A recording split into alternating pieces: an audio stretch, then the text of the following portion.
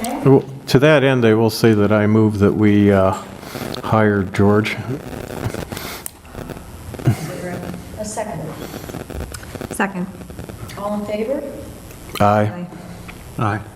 I'll hold my nose on the process, but vote aye. Okay, sorry.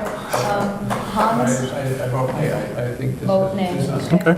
I have, again, my problem is not that I disagree that we need additional help. I want to get a better document that says, here's the case to be made, and I think it should be relatively easy to do that, and I don't see it. Okay.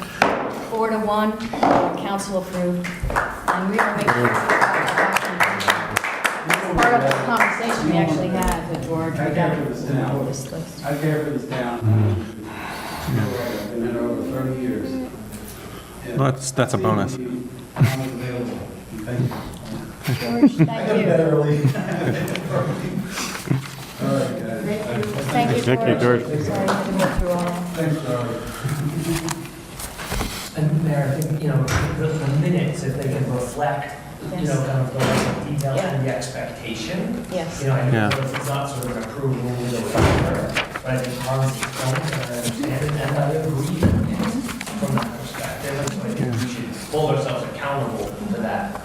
I think And it's to not that, something I was going to say, I'm sorry, to that end, I believe that part of the problem was the fact that everybody was so busy that nobody really had the time to sit down and draw up the list that should have been drawn up and that should have been done a while ago. But I think now going forward, we should have something along that line. Oh, of course. Well, and, whatever was sent out previously, council members didn't really, come back with questions about it. Some people didn't see the PD until the day of the council meeting last month. So, there was, I agree, going forward, we'll keep trying. We'll keep trying to get more, notice out even earlier and earlier about some of these discussions.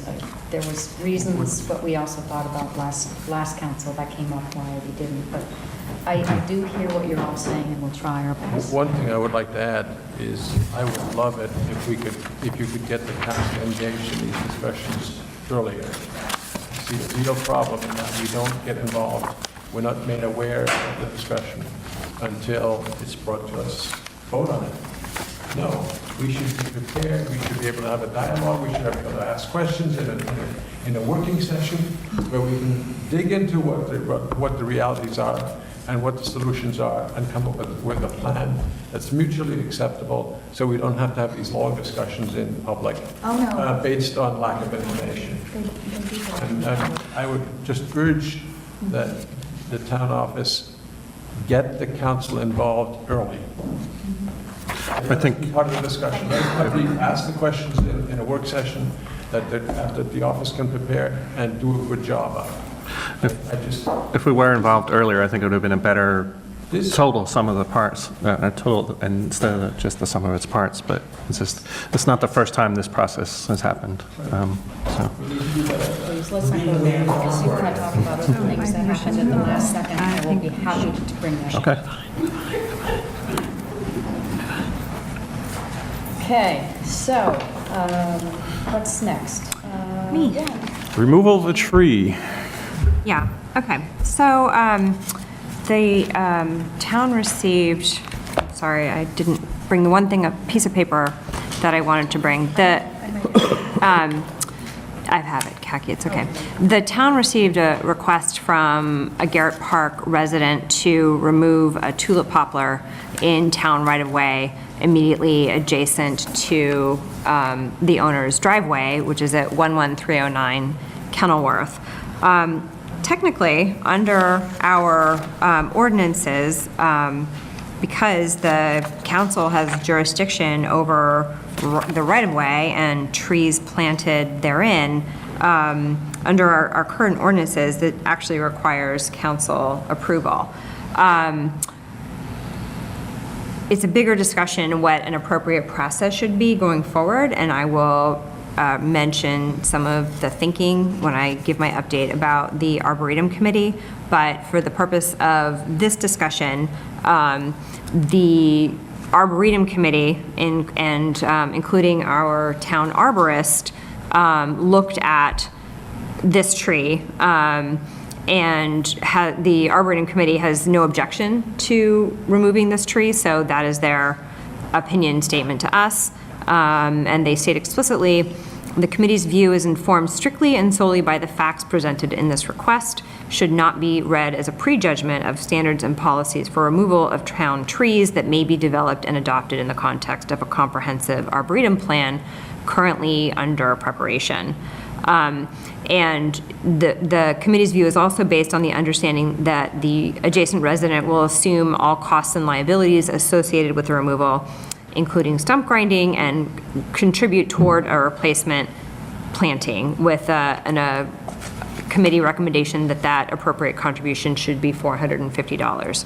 So let's save like future process discussion for the Arboretum Committee report, and I don't think it should take that long, but the action for the council's consideration is approval of the landowner's request to remove a tulip poplar from the right-of-way next to 11309 Kenilworth Avenue.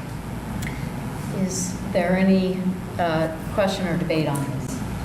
If it's unanimous, we can just go ahead and say it's unanimous. Who all is it? Did Phil Norman assess the tree? Yes, he specifically assessed the tree, and Agrees with that? he explicitly agrees with that assessment. He says that it's a double trunk tulip poplar that would probably pose a problem at some point in the future. So he definitely thought it was a tree that might as well be taken down now, because it would likely have to be taken down later. So Jane, two questions. Is the resident aware that it's out of their pocket to pay for the removal? I believe so. And number two, for the planting of the new tree at about 450? Yes, we should definitely communicate that clearly to them before we give them the go-ahead. Okay. I can tell you that the resident knows. I happen to know the resident, so I know that the resident is fully aware of cutting the tree down on their own dime. 450 part, I don't think so yet.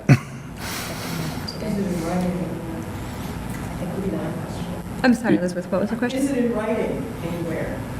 This recommendation is in writing. We would have to If obtain an agreement. The resident is aware of the cost being on them, if that's in writing. Would you be able to reach out to the Sure, resident? I will do that.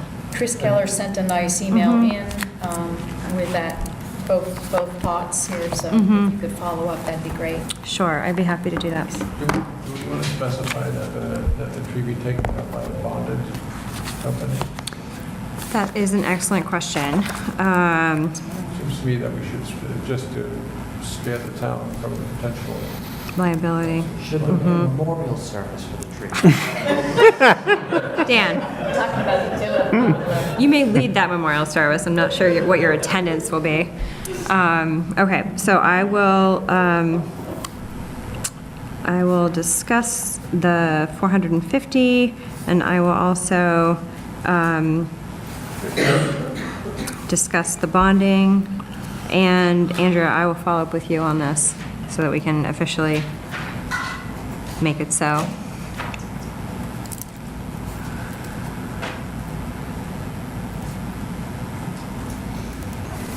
Yep, did we have unanimous consent? Was there unanimous consent? I agree. I agree. Okay, so it's all approved. Kind of flopping with a whimper there. Thank you.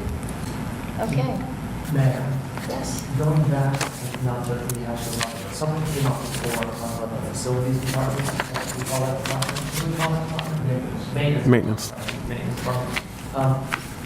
If the employees that work in the town in that department have been losing vacation time, and indeed because the town can't do that or whatever, I would propose we discuss that at some point. I don't think that that's fair to any employee if an employer doesn't essentially set them up to take vacation time and then they lose it.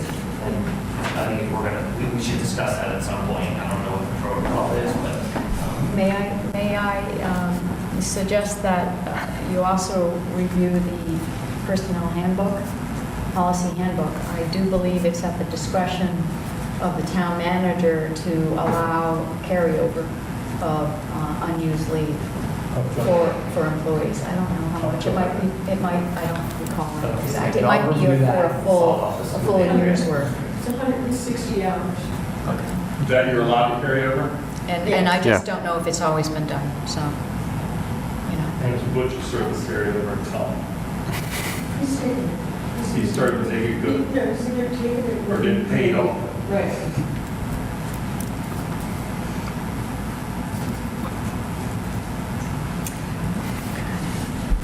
All right, we are going to talk new business. And first on the agenda is the small cell towers. I had the opportunity with the former town manager to attend a municipal-wide presentation a couple weeks ago at the Chevy Chase Village. And in attendance were at least, I'd say, maybe 5 or 6 different local municipalities, some represented by town managers. One was another mayor, and then there were a couple other council member type representatives as well. We had 2 attorneys, Ron Bolt, who is our town attorney, but he also represents legal representation for some of the, about 10 other municipalities. There was also an attorney for the city of College Park, and that's a different county. But so with all those people present, we had a really insightful, energetic conversation about what is coming, what the county's position has been. If any of you have followed any of this, you may know that the FCC has ruled on this to allow the small cell industry to come forward. It's really wireless cell towers to help leverage the 5G industry that's coming. So with that, the FCC was using old science to justify this as well, which is partly why the county has has filed a suit against the FCC because of health considerations on the microwave radiation that is emitted from these wireless towers using older science. That said, part of the regulations out of FCC have been that there's some things that the local municipalities can do, but there seems to be an awful lot that we're not able to do, and we're trying to find out where that edge is. I've asked Jane McClintock, Councilwoman Jane, and Councilman Phil to take the lead on this, because there is a shorter delivery of a position being requested, at least in Montgomery County, for local municipalities to take a stand and sort of get ahead of state law, even county law. So they think that by local municipalities coming together to create a force to be reckoned with, that we can actually preempt whatever state and county law may be trying to do. So for that, I'm going to now just kick it over to Jane and to Phil. Sure. One thing to be clear, just to give a minor modification to what you said, whatever we can do will be an overlay on top of the county. It'll be like our existing building and zoning. We can do our own County's gonna have- additive regulation on top of, say, the company going to the county for its essentially zoning permit, right? So whether it's a conditional use or whatever. So what we're looking at, though, and I've had the opportunity to discuss this with Ron Bolt, who is working up a draft ordinance that he would then customize for each of his clients, depending on the individual issues that we've identified. But he's, you know, there are already municipalities out there that have ordinances, and he's also patterned this draft ordinance after a model ordinance from the National League of Cities. So fortunately, we're not completely inventing the wheel here. But in short, you know, the areas where we could do this overlay ordinance would be in our right-of-way. We could regulate with respect to any potential access issues. And by that, we mean not interfering with pedestrians and others who use the right-of-way. And as a corollary to that, safety. You know, we have the right to ensure that the right-of-way is used in a safe manner. And then with respect to the visuals, there's sightline considerations that we can consider, as well as aesthetics. But basically, Ron said that we can, you know, regulate against clutter. So one example could be, a lot of these may be put on like existing utility poles, but there may be new ones.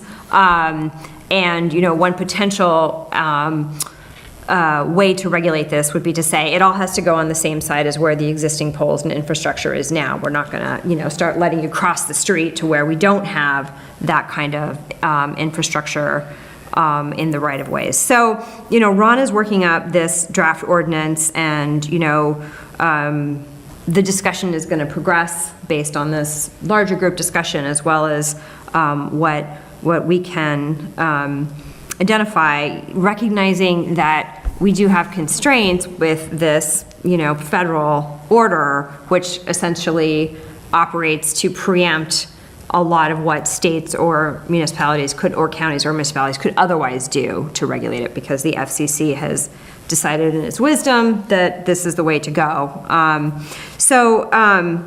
You know, we will, as Kaki mentioned, you know, we need to move to this relatively expeditiously. It's sort of hard to tell. On the one hand, this could start happening tomorrow. On the other hand, it could start happening 2 to 3 years ago, but it's better to be prepared with an ordinance that we can always amend if circumstances show us that, you know, we went down the wrong path or failed to consider an issue. So what we're trying to do, what we will try to do, as per Ron's advice, is introduce this draft ordinance at our January meeting, if we can get it done, and then move action the next month in February. And at the same time, we will also need to look at a couple ordinances in here to determine what we may need to amend or replace, just to ensure, because one of the principles is you have to regulate infrastructure fairly. You can't discriminate against a certain type of infrastructure. So we just need to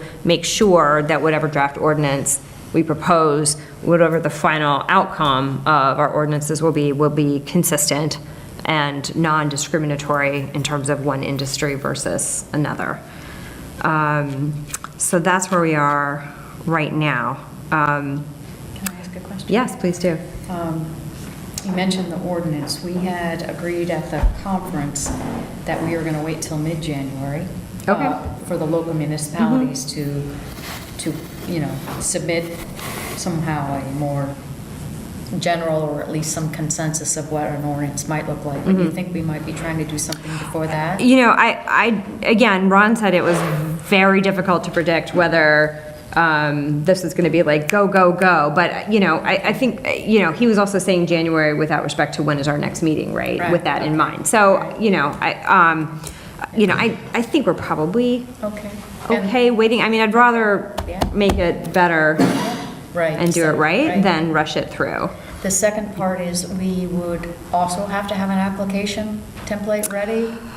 That is, yeah, that's the whole system here would be, again, like our building permit process, that you not only have to go to the county for your zoning permit, but you have to come to the town of Garrett Park. So I hope that, as with the model ordinance that Ron found, and, you know, from the discussions he's been having, that there is somebody else's work, you know, setting up that permit form that we could piggyback off of, because that would be a pretty challenging lift for us to invent that wheel ourselves. Okay, sorry, I have one more question. Yep.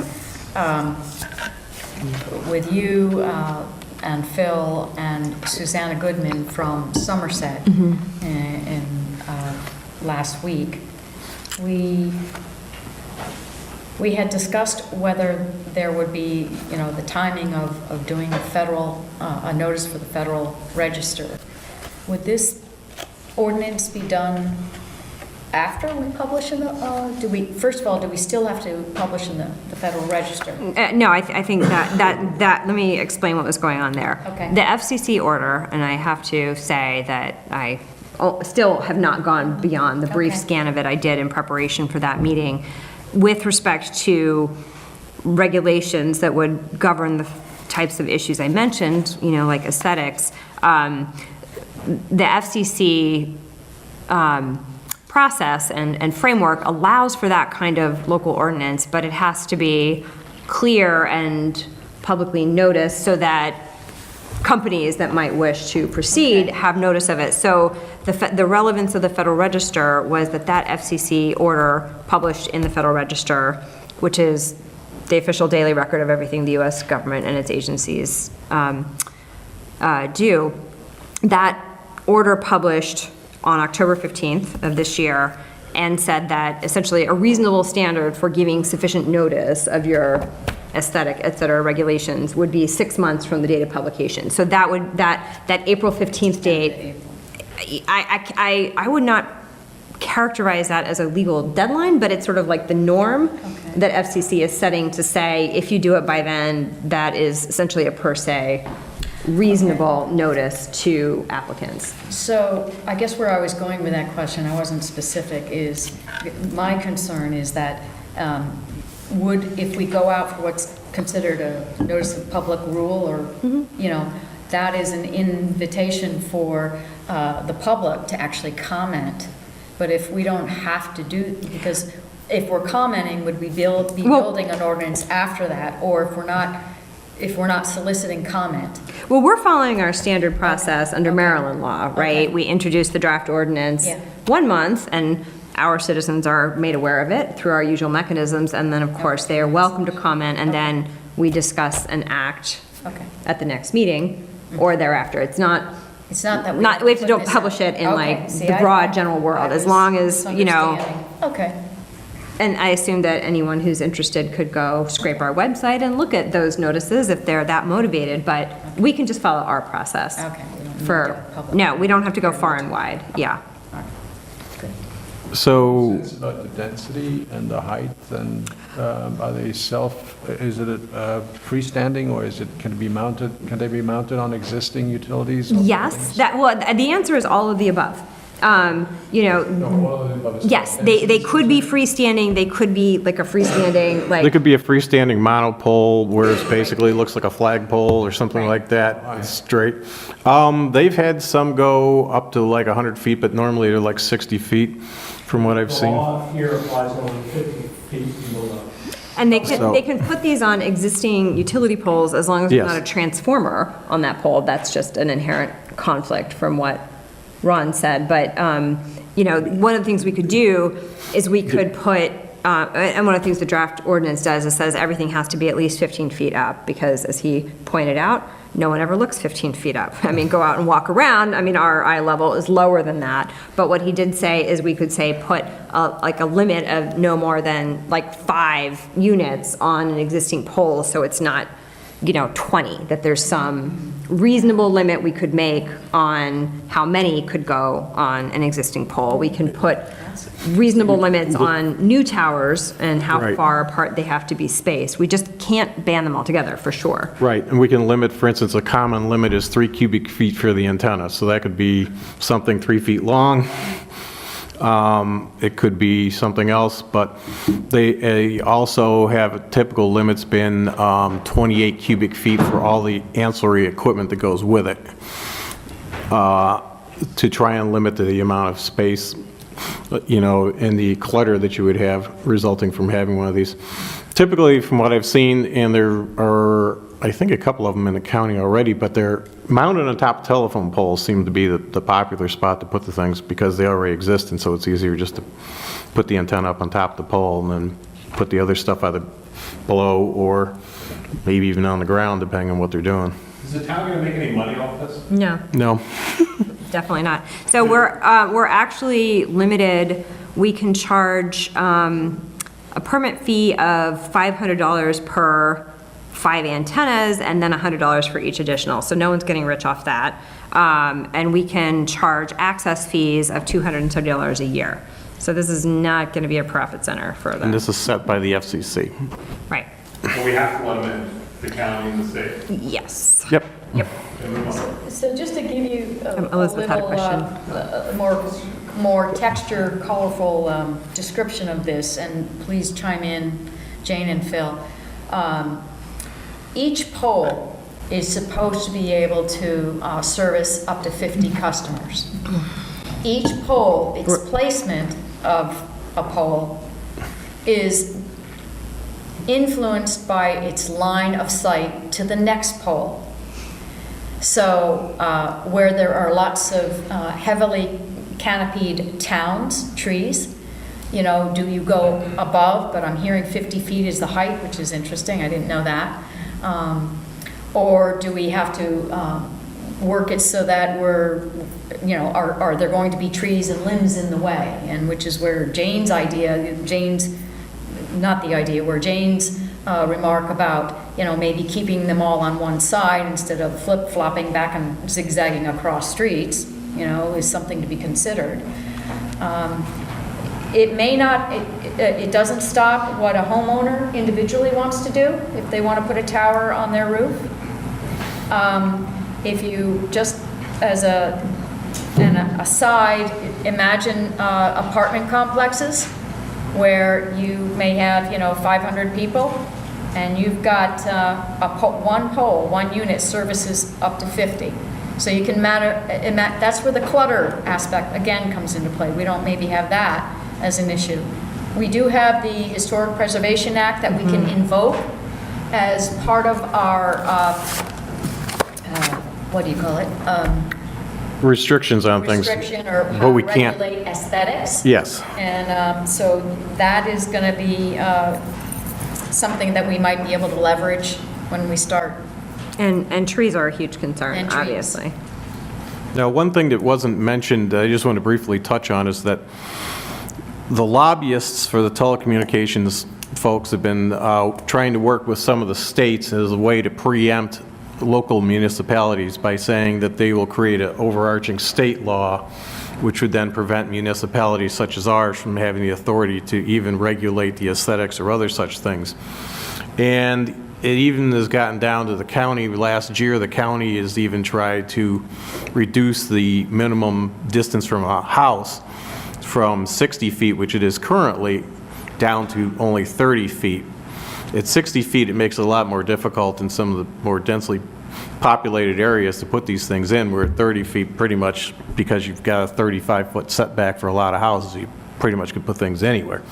So the county has, fortunately, the folks that Suzanne was working with have been able to get that off the table, but don't be surprised if it pops back up again. And it's one of the things we got to look at. And I think another remark just to keep in mind, it hasn't been fully explored, but there is concern, you know, in this community about the cell tower is, you know, if you get third-party vendors who want to come in and just erect these poles, and then they rent them out. Yes. Or they put it on top of existing poles. Right. And rent it out. And rent them out to, you know, your telecommunications groups, you know, your Sprint, your T-Mobiles, your Comcast, your Verizon, Fios, that kind of stuff. So there's a lot in here, and Jane and Phil are going to help us get through this. Can George install this? Elizabeth was waiting. I mean, I'm very concerned about money and sightlines and aesthetics, and given the debacle of the two-sided sidewalk, the two sides about the sidewalk project. It seems to me that the historic impact on our town with things floating around 15 feet or between 15 and 50 feet above us is pretty daunting. But more than that, even for me, my concern is a health concern. And I'm here to be talking about the impact that this is going to have on pregnant women or young children. The study was done in Sweden 10 to 15 years ago, and granted, the technology has improved greatly, but the discovery was that there was a much higher incidence of leukemia among children where their cell towers were distributed. That would concern me.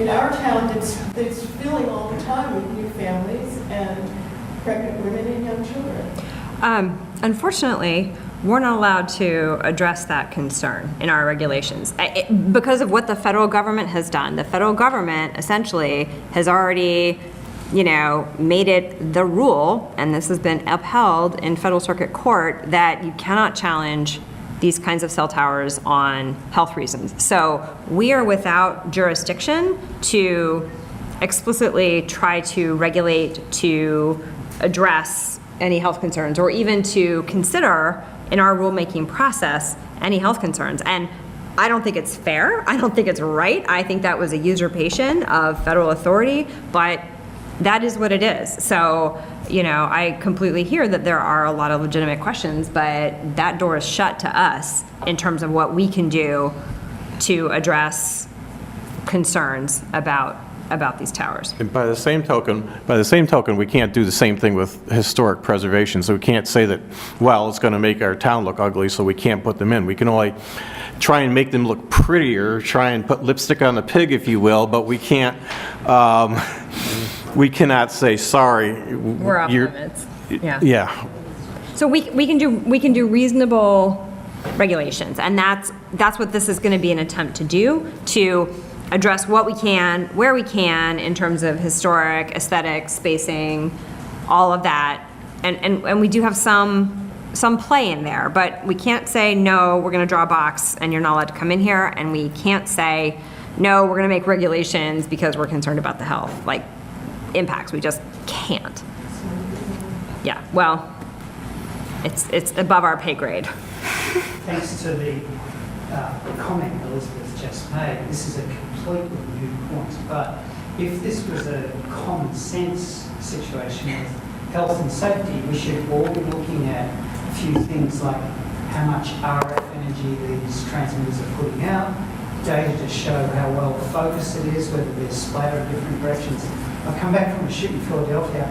I found a transmitter that should be outdoors, placed indoors in a hotel room. It was pumping out so much energy into this room, it was messing up all of our equipment. Wow. It's a completely dangerous situation.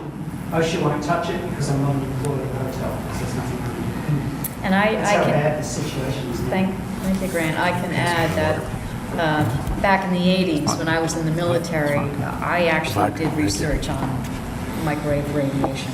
So I know the effects very well, and it's a valid concern. Jane, if the county is suing FCC on the issue of public safety here, are you getting a sense that that's a long shot? And and then if they were to win, then may we be able to? Well, so first of all, I haven't looked at the lawsuit, so I cannot speak from firsthand knowledge of what the complaint alleges. But 2 data points for what they're worth. First of all, Ron said that, based on his discussions with lawyers in the telecom field, this is the longest of long shots. And the second, again, observation, not from firsthand knowledge of this area of the law, is that it's awfully hard to win against the federal government, because when you're reviewing a federal agency action, the standard is, was it arbitrary and capricious, or in, violation of process of law? And, I can't formally opine on it, but, in my field, which is suing federal agencies, we lose more than we win. even when we deserve to win, because the facts are on our side. You know, it's, the judge does not put him or herself in a position of second-guessing a policy decision by people entrusted with making that policy decision, right? They don't say, what decision would I have made? They said, did this federal agency screw it up so badly that it rises to the level of arbitrary and capricious? So, again, I do think it's a long shot. And I think, bottom line, we should not bet on any victory in court coming out anytime soon, if ever, that would form the basis for pushing this decision-making process off. Away anyway. Federal justice grinds very slowly. Thank you. All right, we're going to move on to the next discussion item. I think it's brief. It's about the budget workshop meeting with council for the FY19 mid-year budget adjustment, which also can tie into the fiscal year 2020 budget formulation exercise. I've asked Andrea to talk about that. Yeah, I just wanted to propose some scheduling recommendations and open that up for discussion. So I would propose that we, propose introducing the FY19 mid-year adjustment at the February meeting. And so then the March meeting, we'll be accepting that and also introducing FY20 budget. Then in April, we'll be adopting that FY20 budget. So I would, it'd be my preference to hold an FY20 budget workshop at the end of January that works with the council. And I wanted to hear from you all if you'd like to do an FY19 mid-year workshop. So that's a couple questions. Separately or combined? You know, we talked about that, and I think we could do them combined, but it might make for a longer workshop, because there need to be some time in between to sort of apply the FY19 numbers to what FY20 would look like. So there might be a little bit of a break if we wanted to do them together. My preference would be one meeting. I'd rather have one longer meeting than two short meetings, which end up being long anyway. I guess the first question as a part of that would be is if the council wants to do a mid-year workshop. Depends on how many adjustments you're making. If we're making one, we don't need to do the council meeting, but if we're doing 10, probably. Well, one I can tell you they'll be bringing up will have to do with the archives, and 20? Which one, for 19? yeah, well, yeah, because as Bill had discussed earlier during the citizens' presentation, Ray is looking for some additional money for the additional hours that will be required to support our now becoming our own archives for the state. In other words, where we used to send and have to send materials to the state and deal with the state on things, we're now bringing that in-house, and as a result, he's going to have to spend some additional time doing that, and that's not covered under the existing budget. Ray is also now going to be the records management sort of official. Yeah, that's part of it. Of the town manager, right? Right. So there's some extra responsibilities and functional things that have to be done there. And I think, if I remember right, talking with Ray, that we aren't yet fully physically, the structure, the archives office isn't yet physically equipped up to speed to meet the archival requirements set by Annapolis, the state. Right. Based on what we know right now, there would be a small investment required to bring it up to So that certainly seems like it's worth a council discussion, although maybe not right now.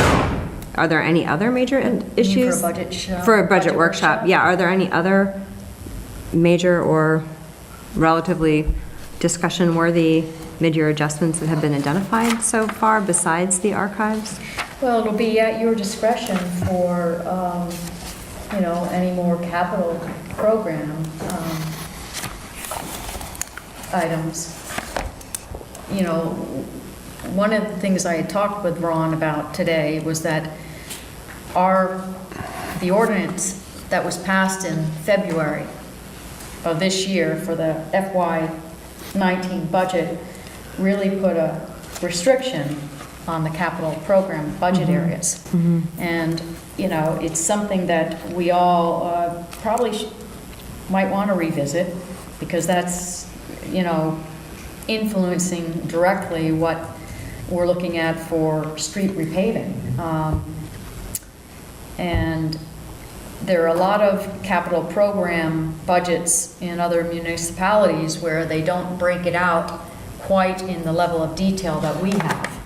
Or, similarly, as we have done with the operating budget, where we give more flexibility for moving money across sub-budget line items, whether you want to go back to allowing that in the capital program budget, because right now we're not allowed to do that, and that's impacting how we're going forward with, you know, certain task orders, specifically one that'll come up a little later tonight. So at least to me, it sounds like there's definitely enough to justify a mid-year meeting. Certainly the archives proposal, in whatever form it is, which we haven't seen yet, besides Phil, plus whatever, you know, further analysis the town needs to come up with to say thumbs up, thumbs down, other suggestions, whatever.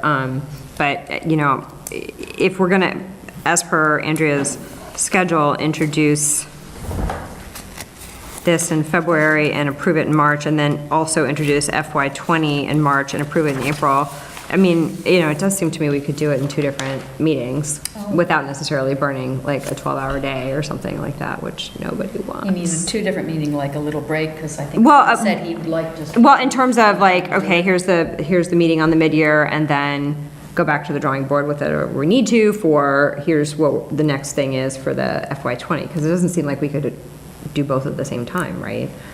Necessarily? Having not done this with this council, I'm not totally sure how to answer that, but, you know, certainly I could try to design it in such a way that it's an efficient discussion. And Oh, I meant we can't necessarily do the mid-year and the FY20 at the the same, just in terms of No, the I mean, budgeting. I do think we could, but Do you? it'll take a heavy lift of concentration. It'll take some prep for some analysis, retrospective analysis, and comparison of spending, which is what I would like to be thinking we could do, because you've got an FY20, you know, how much do you want to have that, how much do you want that to look like your FY19 or your FY18? And looking at trend analysis, you get a sense of percent changes in categories, and you might be able to say, once you start doing budget formulation by looking at percent changes and over time, you get really good at just at least drafting a teeing up your numbers. But, you know, it's up to you guys which way you want to go. I wanted to also put out, just for consideration for those of you who are on committees, to have you look at your needs for your committees and see what is currently in, what's been currently appropriated for mid-year, for FY19, and whether that's going to get you to the end of the year, or if you already see things coming up. Hans, you might be seeing some more street repaving in the spring, or late or summertime, where you want monies again obligated, but out of the current FY $19, and you know, is that going to be sufficient? You may want to have even more money in there for later work, or later work on sidewalks. So take a look at those things and consider if they're going to help, if they need adjustments. That's kind of what I'd be saying. I don't know. We were putting this out as a business discussion. I think if you wanted to get back to us by email, just to say whether or not you want a budget meeting separately for each one, mid-year as well as the FY 2020, I think is okay. I think it's an administrative act, but of course once it becomes set as a budget meeting, whether it's one or two separate meetings, it would be open to the public because it's setting policy. So, My personal preference would be to do two. One to deal with the mid-year and then one to deal with the next year. Mine as well, and I'd prefer to Yeah. just join it by video conference. I can't keep taking half days, full days off of work for this stuff. would you prefer weekends? I mean, that takes I prefer family just time, doing too. 2 hours, really concentrating on it, getting enough information ahead of time, everybody being on cue, and just get through it, not, yeah. Well, I can tell you as somebody who has been a big guru of budgets, discussing budgets in detail over the phone is not great. But we could also explore using like GoToMeeting. That's what I'm talking about, and I have And like then Skype maybe. we've got a computer, you all get on your own computers and you can be looking at the spreadsheets that Yeah. are getting discussed. Yeah, just verbal won't cut it, but, you Yeah. know, seeing the exhibits and Okay. like, We've never done that before, but we can I've look into used it that. a ton, Me so too. I'm very Me too. Great, comfortable. we'll see what we can do here. various. Moving into the modern age. mhm. Wonderful. I just did a budget for Hawaii this morning, Did you? and they weren't here, and I Yeah. wasn't there, so. Right, no, I hear It's you. not that hard, You were- so. No, we just never have done it, so that's great. Go to a meeting, go to. All right, Are we going to so I think it sounds like we're going to do two different meetings. That's my preference. Does anyone else want to state their preference? So I'll second your preference also. Yeah, I'm like optimistic, we'd do like a 90-minute, like, I'm sitting there eating my lunch and doing this, and you're doing the same. That may be wishful thinking, but, So two different meetings So- I'm hearing. yeah. Okay, we'll get that. I'm fine with whatever everybody agrees to. Sounds like we're going to do two meetings. I prefer that, and then they're more targeted and focused, and we're not Yeah. trying to do a year and a half worth of It helps- budgeting in one It fell helps swoop. Andrea and staff to get this little bit of time in here to get these numbers right in the analysis, so. Do you want to send out a poll as to what times? I mean, I don't like eating at my family time on the weekends, but it's awfully hard to take the time off work because it does end up being a full day for me then, if I do Yeah, we could that, some so. that are lunchtime, around lunchtime, and some that are evening, and some that are weekend. I prefer, yeah, Poll, it just seems that the. Okay. There's a whole bunch of options. Yep. To me, I'd rather do 4 sessions, like 2 each, and do them in the weekday and not have to take any more days off and not come in on a Saturday again. It's just a lot of investment of time given to this high-paying job. That's why I was saying I think we should put salaries in. Yeah, don't disagree. Not sure we have the budget. No, we don't, but, What we hire would need. ourselves. 1 year, I don't know about the We rest. wouldn't Yeah. encourage politicians to do so. Right? Yeah.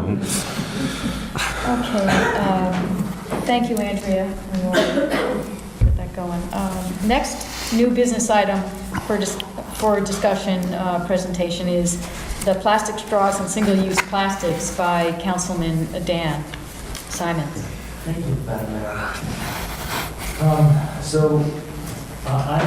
I'm proposing, for discussion or for approaches that we look as a town to take steps to ban the commercial use, which would be sale or dispensing commercially of plastic straws. This is, I think, an opportunity for Garrett Park to send a message to the wider world that single-use plastics are a relevant and serious problem for us as humans on the planet.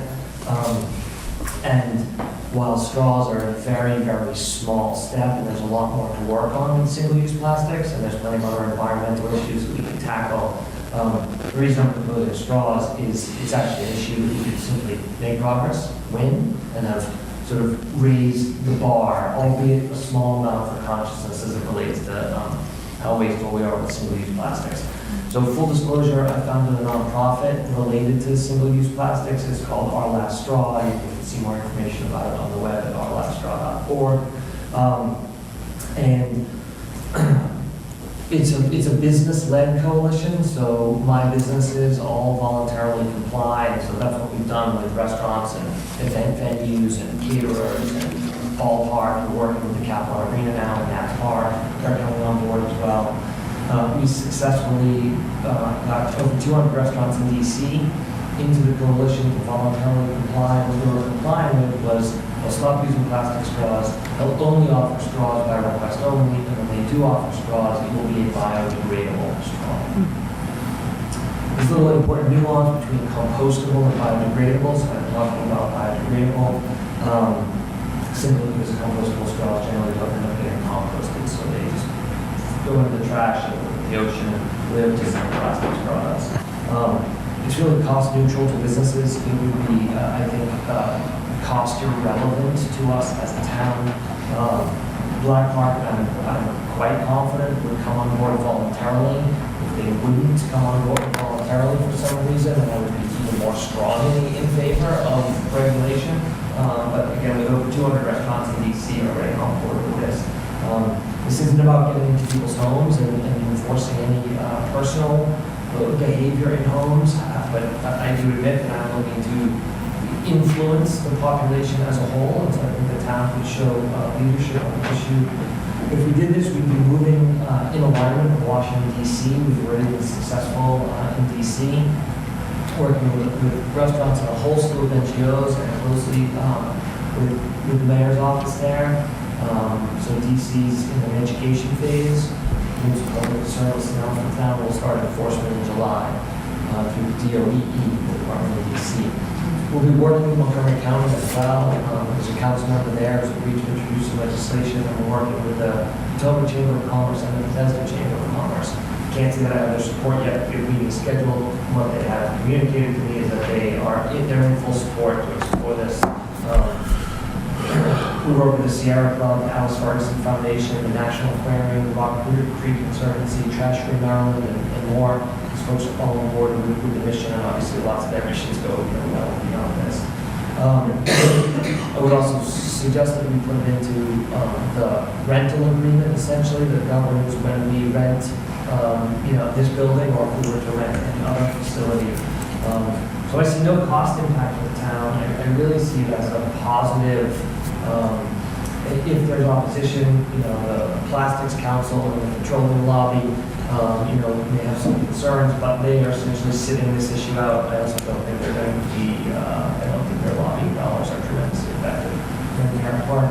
The city of Charleston has just recently passed and introduced legislation similar to this. The city of London has legislation pending. So I'm not proposing anything super novel. I wanted to kind of raise that, frame that topic out, and discuss openly what the protocol will be to get us to sort of legislate on this topic.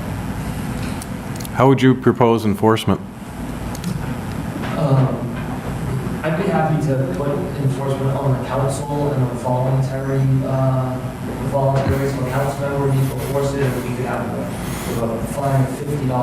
We could go out to any restaurant or food truck or any other commercial business, including ourselves here in the town. So I'd like some sort of fine, because I think there should be some enforcement, and if we don't have police, I suppose that would be us. Maybe however we enforce in a nuclear free zone.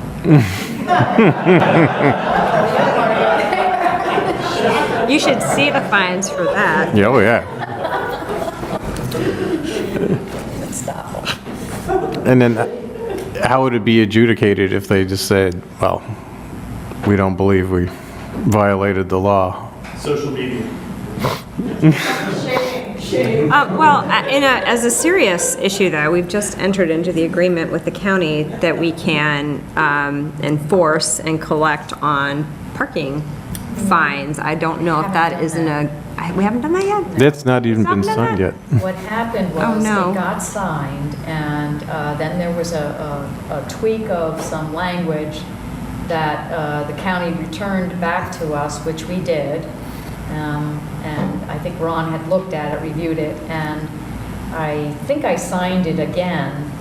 And then we were told by the county that because this was preceding in close proximity to the elections, midterm elections, that they had put all actions on hold. And so it was one of the things that I know Gene was hoping to wrap up before he left. but that didn't happen. So that is something we have to follow up and see, will you please sign this now? Well, silver lining, we could see if the language is broad enough, because our ordinances actually provide penalties and fines for all sorts of things. Whether they're high enough to have a deterrent effect is a different question, but we could, if this isn't a done deal, ask or see if the agreement is broad enough to cover any and all fines that the town may levy, whether it's related to traffic or, I don't even remember the laundry list of fines in here. Yeah, it's true. I mean, but the memorandum of understanding is really right now strictly about the parking. Right, no, I understand But that. whether or not we could get them to, but see, that may also be a different, right now, I think the enforcement issue is through the Department of Transportation at the county. So I think all this will get farmed out in different ways if we start breaking it up, but we'll look into that. Right. We'll see, we'll look into that. So I'll just actually make a statement that, as people may or may not know, I work for a nonprofit conservation organization called Defenders of Wildlife, and we just signed on to a different campaign, One Less Straw, or, and we all got these nice borosilicate straws with our logo on it and whatever, so that was kind of nice. But what I do there in particular is marine wildlife conservation. So I work on conservation of sea turtles and whales and seabirds, and the pictures, it's unbelievable. It's like Finding Nemo, everything goes to the sea. So you get these sea turtles with straws jammed up their noses, which, and you get whales that wash up on the beach emaciated, dead, and their stomachs are full of plastic bags. And, the balloon releases drive me nuts. People think that like these balloons are gonna go up to heaven or something ridiculous. No, what they do is they land in the ocean and they entangle and they kill marine animals. So I realize that the straw is, one kind of a single-use plastic, but we use some a number, like billions, like every day in the United States. I don't even know what the number is. Yeah, I mean, that's 2 days is a billion, right? So, I realize that in the scale of single-use plastics, we're a drop in the ocean, but, you get enough drops and you get to an ocean. So I think it's a very interesting idea, and certainly one in principle that I support. I think that we would need to look further into how we might consider implementing and enforcing this in town, but I certainly agree in principle that, 50 years ago, no one needed plastic straws and plastic forks that they would throw away and a plastic bag that you got every grocery trip in, and it's just become so pervasive and, that we don't even think about it anymore, about what kind of impacts we make with those. Every time you go down Rock Creek. Just came out this week on plastic, single-use plastics in sperm counts. And that are down dramatically over the last 30 years. Correlation. Because Wow. the correlation between plastics. I got a quick question also, Dan. You were mentioning the, maybe including some provision in the rental agreement, and I was hearing that for town hall. Did you also mean that also for tenants' leases at the Penn Place? Yes. Okay. And food trucks, you said, too. I would say yes. We don't have food trucks here. Oh, he but said- if he we said could food get- trucks. I heard him, but if we could get food trucks here, that'd be good. Thanks. We do get food trucks there. Okay, Mario. I would just say, town council, please don't get caught up in enforcement. Right. Okay? Get caught up in the overarching concept of that we can take the lead as something that's really important. And I can tell you as a resident of this town and kids, the teenagers now, they've embraced the concept. And it's very easy. And I think that Garrett Elementary and the school, things can embrace it. It's something that little kids can get behind. It's the future generations of this town and society. So please don't get caught up in enforcement. If you can say, if you collect $50, great. If not, who cares? It's about taking a position on something that's important that everyone can get behind, unless you actually manufacture stores. And cost neutral is an important statement to make. Let And I Darshini. just want to say, first of all, congratulations on your new position. And I will fully support this initiative. I'm not speaking on